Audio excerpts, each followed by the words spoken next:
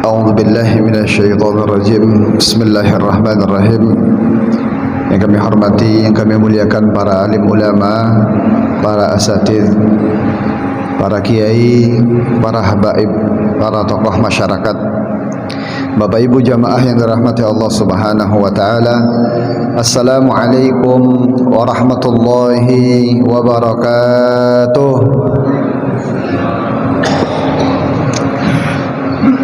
Sehat semua Pak? Ibu-ibu sehat Bu? Alhamdulillah. Yang datang pada kesempatan pagi hari ini mudah-mudahan Allah tambah rizkinya, Allah berkahi rizki kita, dan Allah berikan kesehatan untuk kita semuanya. Dan yang belum bisa datang pada kesempatan kali ini, mudah-mudahan Allah sehatkan kita semuanya, Allah sembuhkan kita dari segala macam penyakit, amin ya rabbal alamin. Alhamdulillah, alhamdulillahilladzi hadana lihadza wa ma kunna linahtadiya laula an hadanallah. Asyhadu an la ilaha illallah wahdahu la syarika lah wa asyhadu anna Muhammadan abduhu wa rasuluhu wa safiyuhu wa khaliluh. Allahumma salli ala sayyidina Muhammad wa ala alihi wa ashabihi wa man tabi'ahum bi ihsanin ila yaumiddin, amma ba'd. Bapak Ibu jamaah yang dirahmati Allah Subhanahu wa taala, bersyukur pada pagi hari ini Allah masih membangkitkan kita kembali dari kematian sementara kita, dan bersyukur juga kepada Allah Subhanahu wa taala yang telah memilih kita di antara manusia yang lainnya untuk dapat melaksanakan salat subuh berjamaah, dilanjutkan dengan zikir, kemudian dilanjutkan juga dengan majlisul ilm, majlis ilm, majlis zikir. Dan alhamdulillah juga pada pagi hari ini kita rasakan udara begitu segar, yang kemudian ada ulama yang mengatakan kenapa udara pagi ini begitu segar, karena udara pagi ini masih terhindar daripada nafasnya orang-orang munafik. Kok kenapa demikian? Ya, orang-orang yang munafik yang barangkali dikategorikan oleh Rasulullah sebagai orang munafik itu yang orang yang berat ketika salat subuhnya. Rasulullah sendiri yang mengatakan inna asqala salah alal mu'minin alal munafiq salatul subhi wa salatul isya. Salat yang paling berat bagi orang yang dalam hatinya ada sifat nifak, mengaku dirinya beriman kepada Allah tapi rupanya tidak beriman kepada Allah. Mereka adalah orang yang berat untuk melaksanakan salat subuh dan salat isya berjamaah. Dan kemudian Rasulullah pun mengatakan bahwa orang yang mengerjakan salat isya secara berjamaah, dia bagaikan orang yang mengerjakan salat malam, setengah malam. Dilanjutkan dengan salat subuh berjamaah, sama, satu malam full, berarti dia telah melaksanakan atau mendirikan malamnya itu. Bapak Ibu jamaah yang dirahmati Allah Subhanahu wa taala, bersyukur lagi kita kepada Allah Subhanahu wa taala. Kita ini dipilih oleh Allah untuk sama-sama mengkaji dan melanjutkan kembali kajian kita dalam Kitabul Azkar, kitab doa dan zikir mengingat Allah Subhanahu wa taala. Ada sebuah asbabun nuzul daripada surat Ad-Duha, diceritakan oleh banyak ulama, termasuk diantaranya Ibnu Asyakir. Beliau menyebutkan bahwa ketika ayat Al-Quran pertama kali datang kepada Rasulullah, Rasulullah itu pertama kali merasa aneh. Bahkan diceritakan Rasulullah berselimut karena saking takutnya dengan ayat yang pertama kali datang kepada Rasulullah di Gua Hira, dengan makhluk yang belum pernah dijumpai oleh Rasulullah, dengan tugas yang baru yang datang kepada Rasulullah sallallahu alaihi wasallam. Sampai Rasulullah bergetar hatinya, diperintahkan untuk membaca. Kemudian Rasulullah bilang, "Ma ana biqari, saya tak mampu untuk membaca." Dipeluk Rasulullah erat-erat, sampai diceritakan oleh Rasulullah kepada Sayyidah Aisyah, hampir-hampir nyawaku lepas ketika aku dipeluk oleh malaikat Jibril. Takut Rasulullah pertama kali. Tapi ketika sudah 10 surat turun kepada baginda Rasulullah sallallahu alaihi wasallam, kemudian di surat yang ke-11-nya tidak lagi turun kepada Rasulullah, Ada yang mengatakan 3 minggu, ada yang mengatakan 3 hari, ada yang mengatakan 3 bulan. Begitu lama Rasulullah tidak turun kepadanya Al-Quran. Setelah 10 surat turun kepada Rasulullah, disebutkan oleh Ibnu Asakir itu Rasulullah bagaikan orang yang betul-betul rindu kepada Tuhannya, rindu kepada untayan-untayan kalimat Al-Quran yang biasanya turun kepada Rasulullah. Sampai disebutkan bahwa Rasulullah itu bolak-balik naik turun gunung, naik turun bukit untuk mencari mana Al-Quran yang kemarin-kemarin turun kepadaku itu.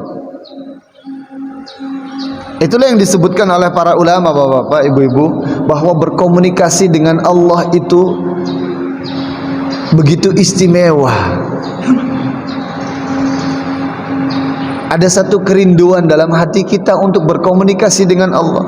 Kemudian para ulama mengatakan bahwa kalau kita ingin berkomunikasi dengan Allah, ingin mendengarkan apa yang Allah bicarakan kepada kita, maka perbanyaklah membaca Al-Quran. Kalau kita ingin curhat, banyak ngomong kepada Allah, perbanyaklah berzikir, perbanyaklah doa kita kepada Allah Subhanahu wa ta'ala. Kalau sudah baca Qur'annya lancar, doanya lancar, zikirnya lancar, berarti komunikasi kita dengan Allah 2 jalur itu lancar.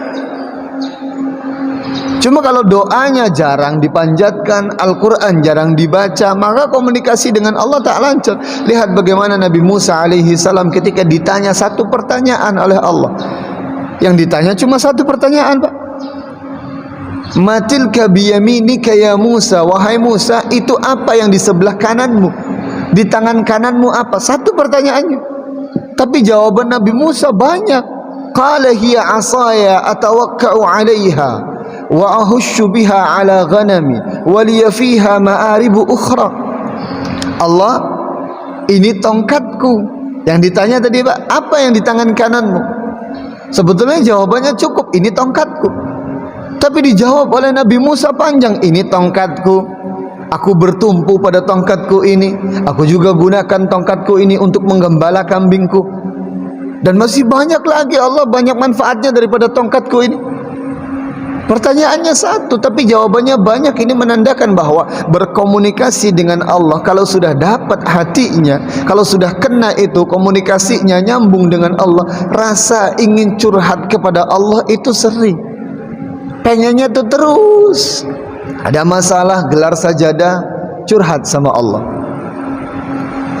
Punya sedikit keluhan, keluhkan kepada Allah Subhanahu wa ta'ala.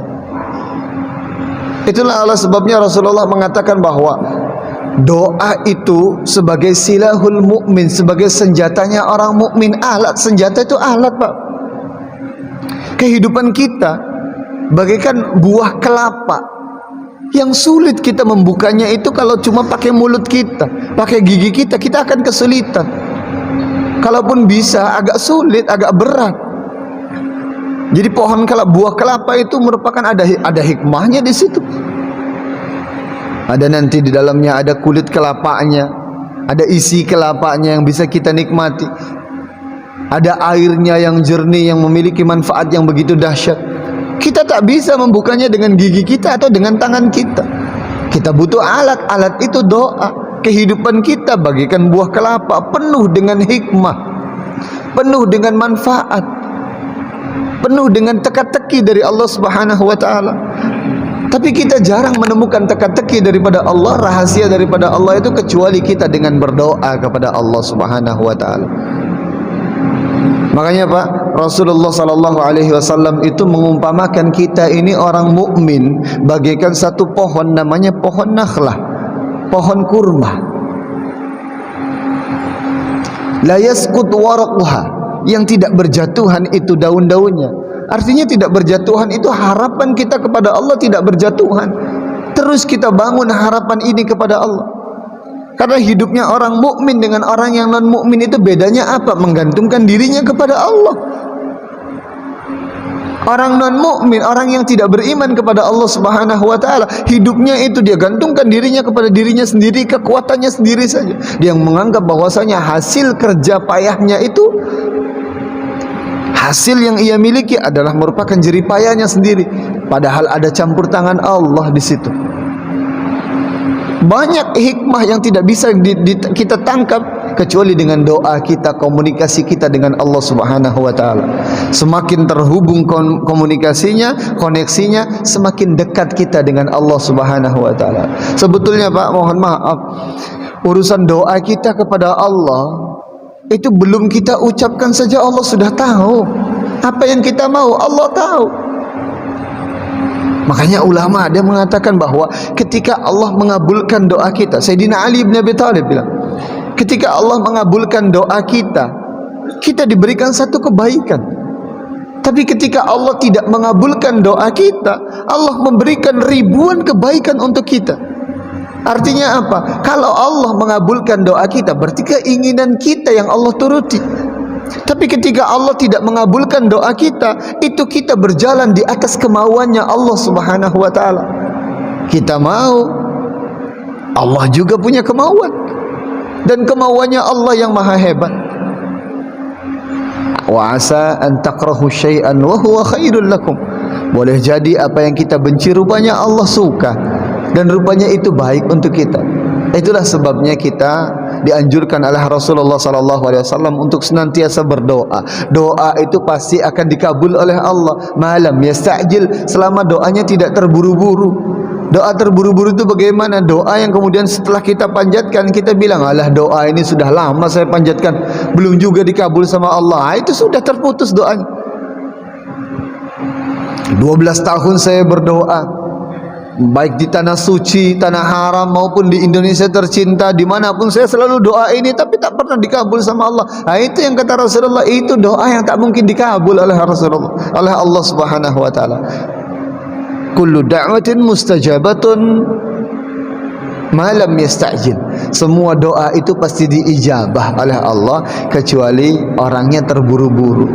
Maka alhamdulillah pada kesempatan kali ini kita bahas kembali zikirnya kita kepada Allah Subhanahu wa taala, yang kemudian Rasulullah juga mengatakan sabaqal mufarridun, telah terdahulu menggapai pahalanya orang-orang yang disebut oleh Rasul mufarridun. Siapa itu mufarridun?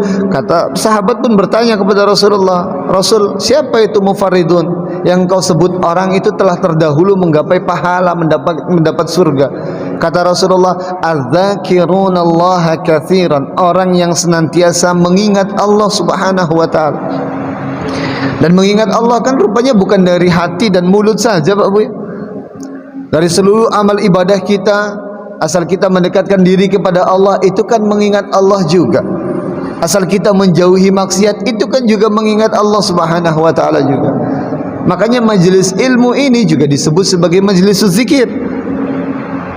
Yang kemudian Rasulullah mengatakan walillahi sayyarat, Allah itu punya malaikat. Malaikatnya banyak.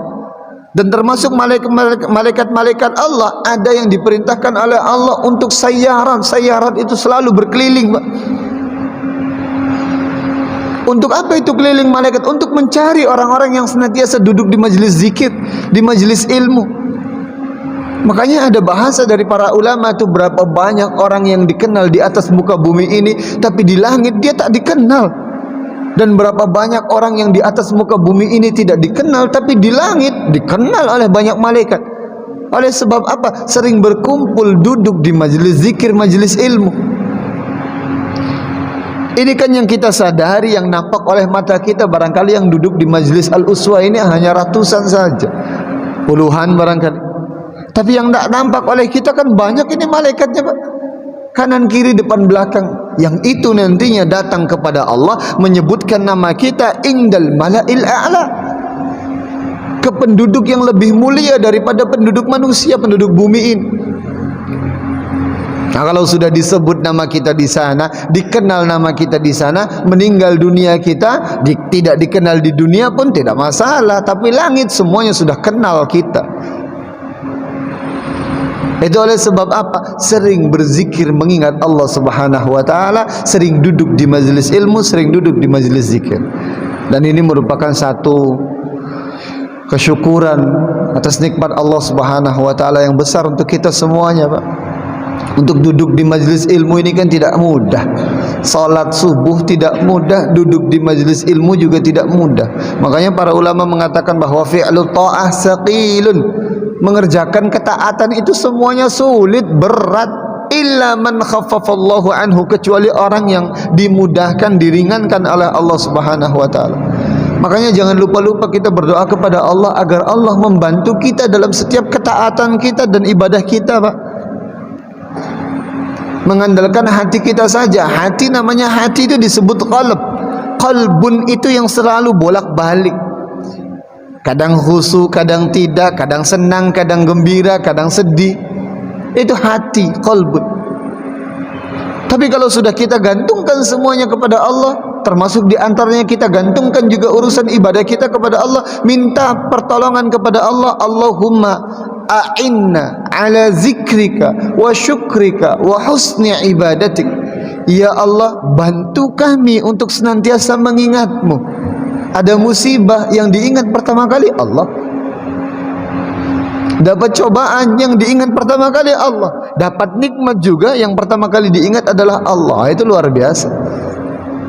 Kalau sudah demikian, hati kita terkoneksi langsung dengan Allah Subhanahu wa taala. Mudah nanti kalau dalam keadaan sulit kita dikabulkan doanya, itu mudah. Kita ini kan kalau doa dalam keadaan sulit, sempit, nangisnya itu gampang. Pengen dikabul sama Allahnya, pengen cepat dikabul. Tapi kalau sudah dalam keadaan nyaman, tentram, pangkat di atas, duit ada, doa bingung mau dipanjat, apalagi mau didoakan. Padahal urusan akhirat itulah yang perlu kita doakan. Ya, kalau kita tanyakan pada diri kita masing-masing, setiap kali kita berdoa, berapa persen doa yang mengandung kebahagiaan dunia, dan berapa persen doa yang kita panjatkan untuk kelanggengan akhirat kita? Jangan-jangan kita banyak berdoa untuk dunia saja. Allah minta ini, ya Allah permudah urusan kami, ya Allah ini dong, itu dong. Tapi untuk urusan akhirat, sekedarnya sajalah. Atau jangan-jangan doa akhiratnya cuma Rabbana atina fid dunya hasanah wa fil akhirati hasanah. Yang lainnya minta ini, minta itu. Kan butuh kita tanyakan lagi. Pada hakikatnya kehidupan kita yang lebih lama adalah kehidupan akhirat. Kelanggengan kita di dunia tidak menjamin kelanggengan kita di akhirat, tapi kelanggengan kita di akhirat itu pasti dunianya pun tentram, aman. Maka barangkali perlu dikoreksi kembali doa kita ini, banyaknya doa untuk akhirat atau untuk dunia. Ya bagus juga, doa untuk dunia juga tidak menjadi masalah. Doa untuk dunia juga kan kita, salah satu tanda bahwa kita ini terkoneksi dengan Allah itu kan kita selalu minta. Para ulama itu termasuk diantaranya Imam Syafi'i mengatakan, Allah itu menganjurkan kita untuk senantiasa berlomba dalam kebaikan. Kalaulah para ulama itu berlomba mereka dengan kebaikan mereka, dapat menghatamkan Al-Quran 30 juz dalam sekian hari misalnya hitungannya, ada yang bisa salat malam, ada yang berpuasa sampai puasa Daud, ada yang bersedekah dengan sekian banyak hartanya, berlomba mereka. Kalau kita tidak bisa berlomba dalam masalah kebaikan itu, maka berlombalah dengan hajat dan kebutuhan kita. Karena enak, Pak. Hajat dan kebutuhan kita itu kan kita butuhkan. Yang kita butuhkan, kita doakan kepada Allah, kita mintakan kepada Allah. Rupanya itu pun menjadi sebab kita dekat dengan Allah Subhanahu wa taala. Maka Masya Allah luar biasa urusan doa itu, Masya Allah. Betul-betul Rasulullah SAW mengatakan bahwa harapannya seorang mukmin itu tidak akan pernah putus, selalu terkoneksi dengan Allah Subhanahu wa taala, mengharap kepada Allah. Baik Bapak Ibu jamaah yang dirahmati Allah Subhanahu wa taala, kita lanjutkan kembali membaca Kitabul Azkar. Faslun ajma'al ulama wa ala jawaz zikr bil qalbi wal lisan lil muhdis wal junubi wal haidi wan nufasa. Para ulama sepakat bahwa diperbolehkan berzikir mengingat Allah Subhanahu wa taala baik dengan hati dan dengan lisan bagi orang yang sedang berhadas, orang yang junub, orang yang haid dan orang yang nifas. Jadi walaupun kita dalam keadaan berhadas, junub, ibu-ibu sedang haid atau sedang nifas, namanya zikir mengingat Allah itu diperbolehkan. Maka inilah yang kata para ulama bahwa namanya zikir ibadah kepada Allah itu Zikir mengingat Allah itu ibadah yang paling mudah. Tanpa kita bersuci pun kita masih bisa mengingat Allah Subhanahu wa taala. Wadzalika fit tasbih, tapi itu dalam kategori ya bertasbih, bertahmid, bertahlil, bertakbir, salawat kepada Rasulullah sallallahu alaihi wasallam, berdoa kepada Allah, itu kan masih diperbolehkan bagi orang yang dalam keadaan junub. Walakin qiraatul Quran, akan tetapi untuk membaca Quran ini dikecualikan.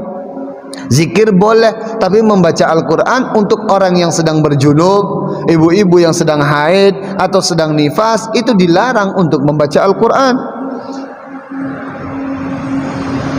Haramun 'alal junubi wal haidi wan nufasa sawa'un qara'a qalilan am katsir, atau baik itu membacanya sedikit ataupun banyak, hatta ba'dal ayah, walaupun cuma beberapa ayat, itu diharamkan bagi seseorang yang sedang dalam keadaan haid, nifas dan juga junub untuk membaca Al-Quran.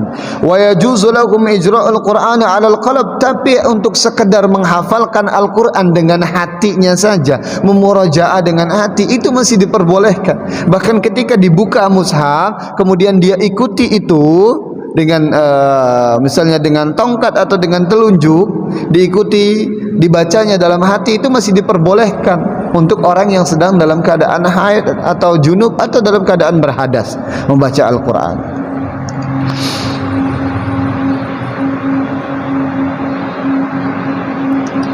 Bapak Ibu jamaah yang dirahmati Allah Subhanahu wa taala, kita lanjutkan kembali doa-doa yang maksur dari Rasulullah sallallahu alaihi wasallam.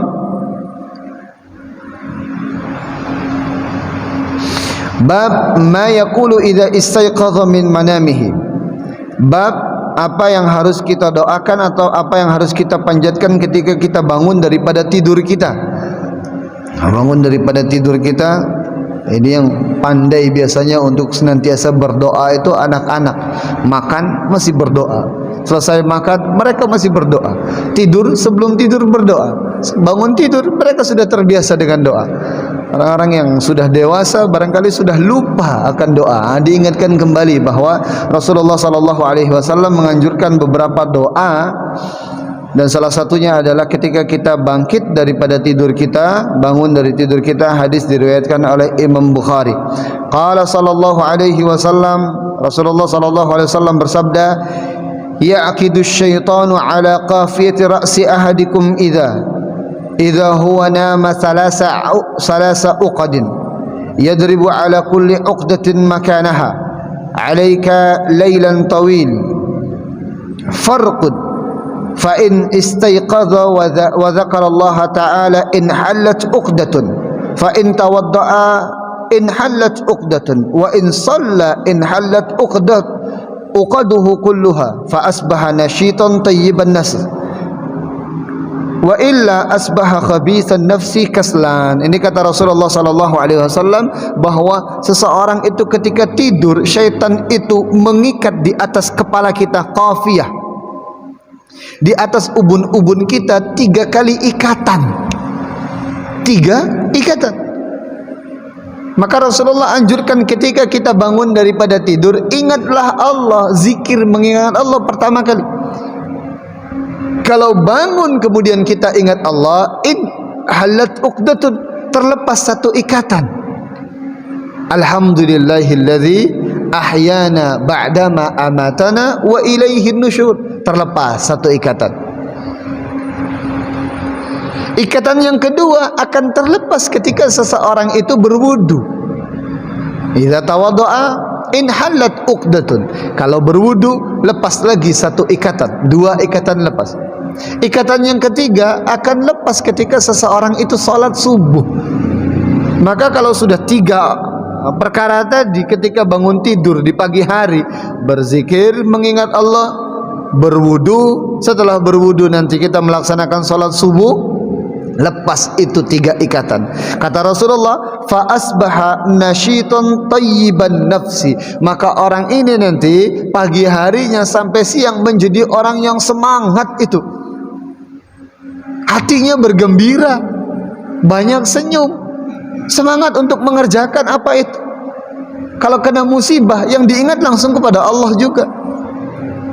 Kalau 3 perkara tadi, tiga ikatan syaitan yang ketika kita tidur itu dilepas. Wa illa, kata Rasulullah, tapi kalau tidak, tiga perkara tadi tidak dilakukan, bangun tidur bangunnya sudah telat, tidak berzikir mengingat Allah, tidak dilanjutkan dengan berwudu juga, salat subuhnya juga telat, apalagi salat subuhnya tidak dilakukan, sudah, kata Rasulullah apa? Fa asbaha khabisan nafsi kaslanan.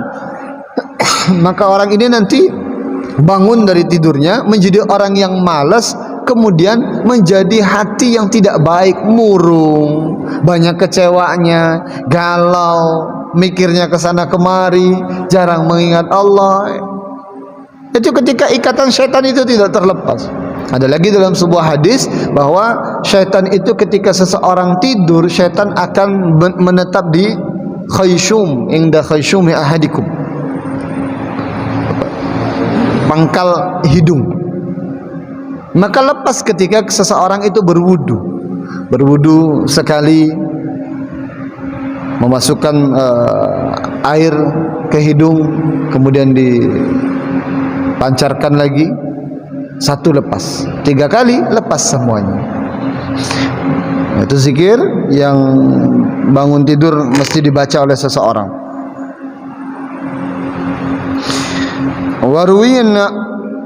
Warwina fi sahihil Bukhari, dan diriwayatkan juga daripada di kitab Sahih Bukhari, kana Rasulullah sallallahu alaihi wasallam idza awa ila firashihi qal bismikallahumma ahya wa amut.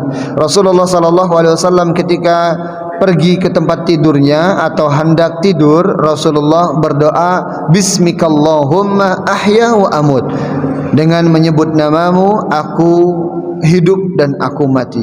Wa idza istaiqadha, dan ketika Rasulullah bangun, Rasulullah berkata alhamdulillahilladzi ahyana ba'dama amatana wa ilaihin nusyur.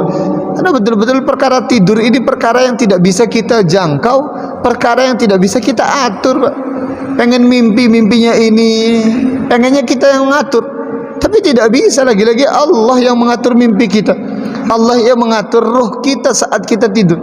Kita tak pernah tahu juga ruh kita itu pergi kemana saat kita tidur, tapi rupanya Allah kembalikan kembali ruh kita saat kita bangun daripada tidur kita. Maka doanya, zikir yang kita panjatkan, alhamdulillahilladzi ahyana ba'dama amatana. Segala puji bagi Allah, segala puji milik Allah yang telah menghidupkan kami kembali daripada kematian kita.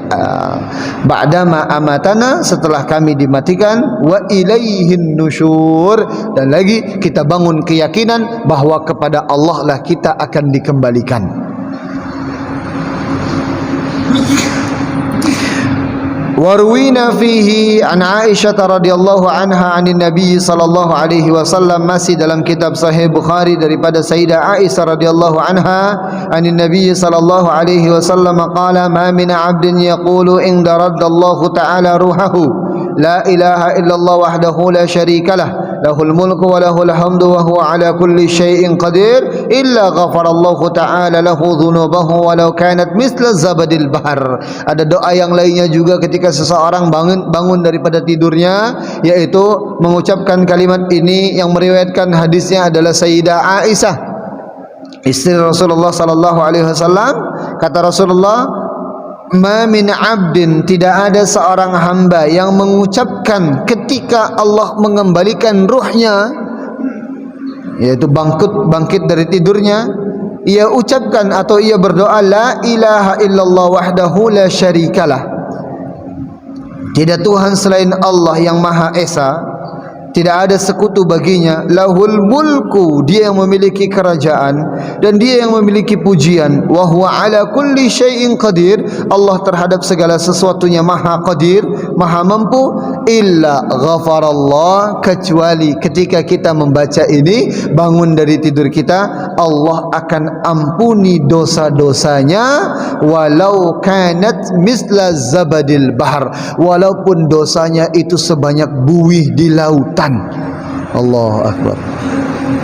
Dosa sebanyak apapun diampuni oleh Allah dengan tidurnya kita, Pak. bangkit dari tidur, yang diingat pertama kali bukan urusan dunia, tapi mengembalikan segala perkaranya kepada Allah. La ilaha illallah wahdahu la syarikalah, lahul mulku wa lahul hamdu wa huwa ala kulli syai'in qadir. Mudah untuk diucapkan, tapi rupanya dosa-dosa digugurkan daripada kita semuanya.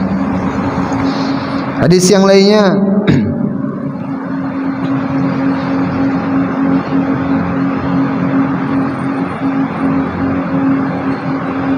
ini judul baru, bab ma yaqulu idza labisa saubahu. Apa yang harus kita baca ketika kita memakai pakaian. Yustahabbu an yaqula bismillahi wa kadzalika tastahibbu tasmiyatu fi jami'il a'mal. Disunahkan untuk membaca bismillahirrahmanirrahim dari setiap perkara kita yang kita lakukan, untuk mengucap bismillahirrahmanirrahim. Rasulullah sallallahu alaihi wasallam doanya secara khusus ketika memakai pakaian, kana idza labisa sauban, Allahumma inni as'aluka min khairihi wa khairu ma huwa lah. Allah, kami meminta daripada kebaikan apa yang aku pakai ini, kebaikan pakaian kita. Artinya apa? Mudah-mudahan dengan pakaian kita, kalau pakaian ini bagus, kita tidak menjadi sombong dengan pakaian kita. Kalau pakaiannya kurang bagus, kita tidak mencela daripada rizki yang Allah telah berikan kepada kita. Maka kita minta kepada Allah, ya Allah, minta aku kebaikan daripada pakaian yang aku kenakan ini. Berarti kita minta juga keberkahan daripada pakaian kita. Keberkahan itu artinya apa? Selalu dekat dengan Allah. Dengan pakaian yang kita kenakan, kita bisa mendekatkan diri kita kepada Allah Subhanahu wa ta'ala. Itu doanya ketika memakai pakaian. Allahumma inni as'aluka min khairihi, ya Allah, aku minta dari kebaikannya atau kebaikan pakaian ini, wa a'udzubika min syarrihi, dan aku juga berlindung daripadamu dari keburukan pakaian ini.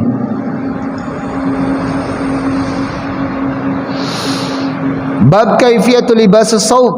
Nah, ini Rasulullah sallallahu alaihi wasallam disebutkan bagaimana cara Rasulullah memakai pakaian dan memakai sandal.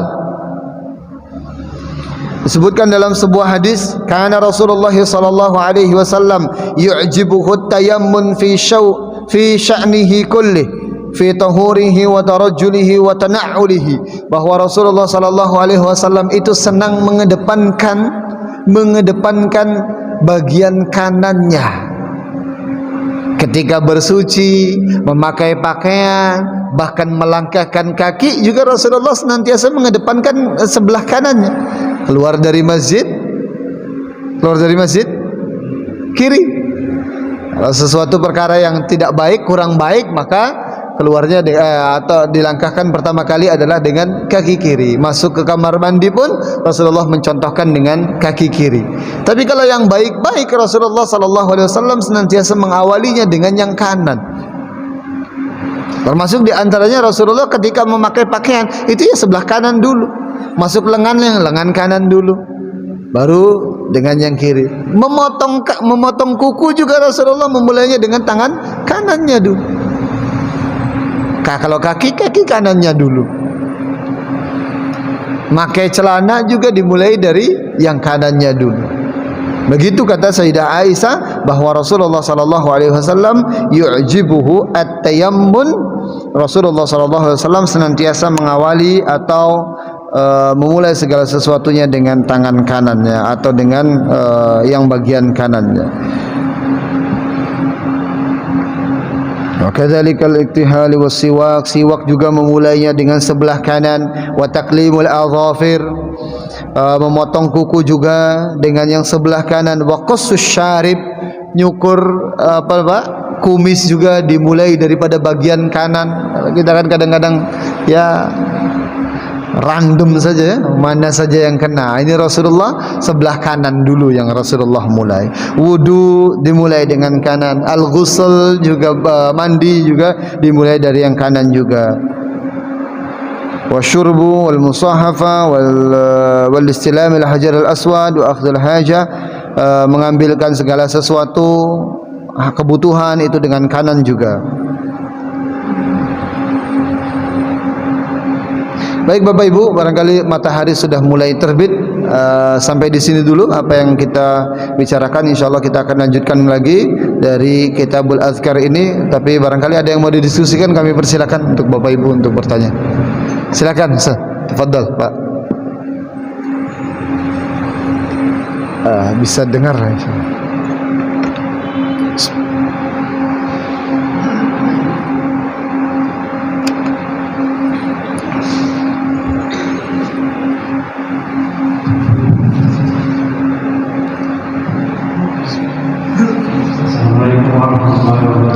Waalaikumsalam warahmatullahi wabarakatuh.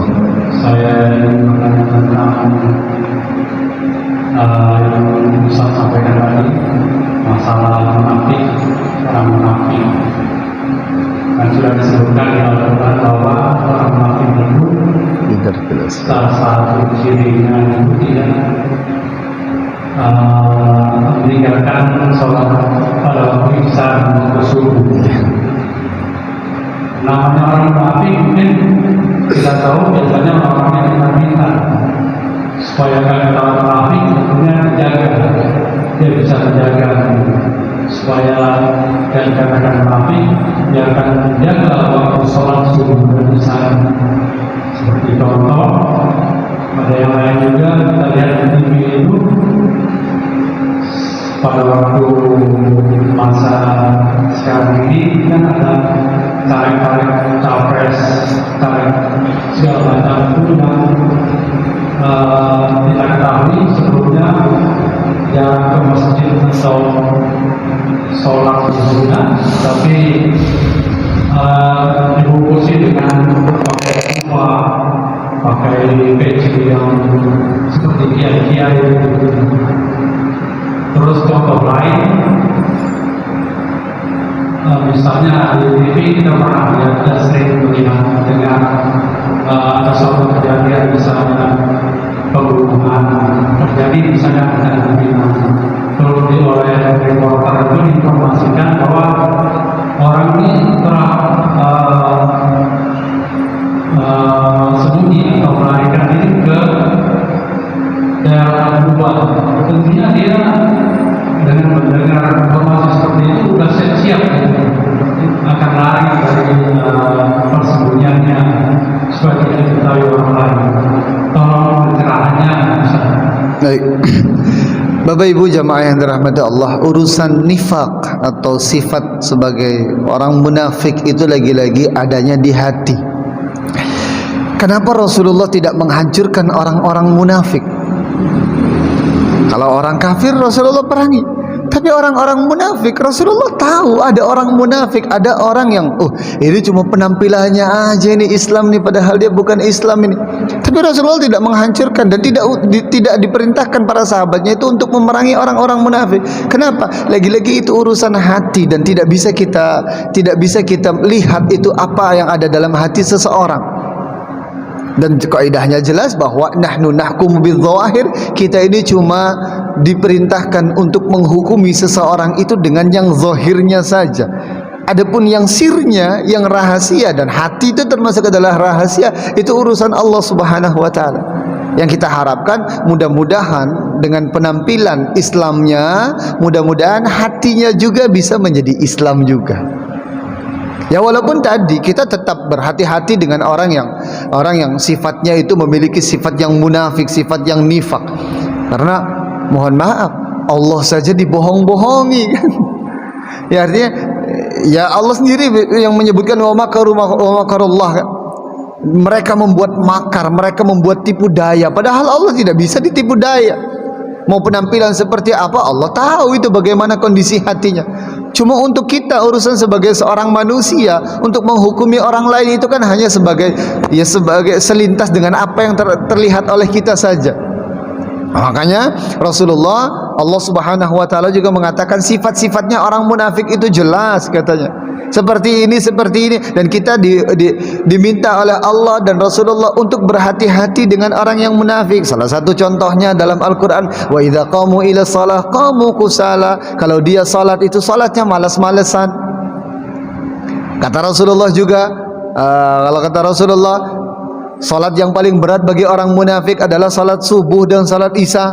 Berarti ini kalau ada orang yang seperti itu ya bisa dikategorikan sebagai orang munafik, dan kita mesti hati-hati juga. Dia membohongi Allah dan Rasul saja dia mencoba untuk menipu daya, apalagi dengan manusia gitu kan. Jangan-jangan tipu daya sama manusia lebih dahsyat lagi. Di belakang layar seperti apa kita Allahu a'lam, kita tak tahu kan. Demikian. Ya, bagi orang yang ya tadi itu kan bercover dengan pecinya. Sekarang itu peci ini kan tidak menjadi alamat seseorang menjadi orang soleh itu dilihat dari pecinya, tak bisa Pak ya. Orang penjahat itu, koruptor, kemudian para pencuri tertangkap oleh polisi, itu kan yang pertama kali dikenakan ya peci. Hijab, kerudung juga kan tak bisa dijadikan sebagai alamat lagi sebagai orang soleh. Alamat orang soleha, ini orang soleha ini salah satu tandanya berkerudung gitu kan. Ya bagus memang berkerudung. Tapi sekarang lagi-lagi, Masya Allah, penjahat yang pertama kali akan dipakai oleh mereka, ya kerudungnya dipakai, pecinya dipakai. Sulit kita membedakan. Lagi-lagi kita sebagai manusia, kita hanya bisa menghukumi seseorang itu dengan zahir, dengan yang zahirnya saja. Adapun batinnya, yang rahasianya itu Allah Subhanahu wa taala yang punya kuasa. Demikian, Pak. Sama-sama. Ada lagi, Pak? Cukup? Masih ada lagi? Assalamualaikum warahmatullahi wabarakatuh. Waalaikumsalam warahmatullahi wabarakatuh. Sekarang kita sudah dekat Pilpres, Pak. Ya, siap. Pertanyaan saya tadi, Pak Ustaz, apa ciri-ciri pemimpin yang kita inginkan dalam Islam? Misalnya yang itu syariat, jangan sampai salah memilih pemimpin, Pak Ustaz. Akhirnya kita sebentar lagi, Pak Ustaz.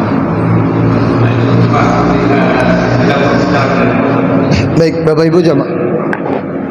Pertama yang mau kami sampaikan bahwa hati-hati dengan Pilpres dan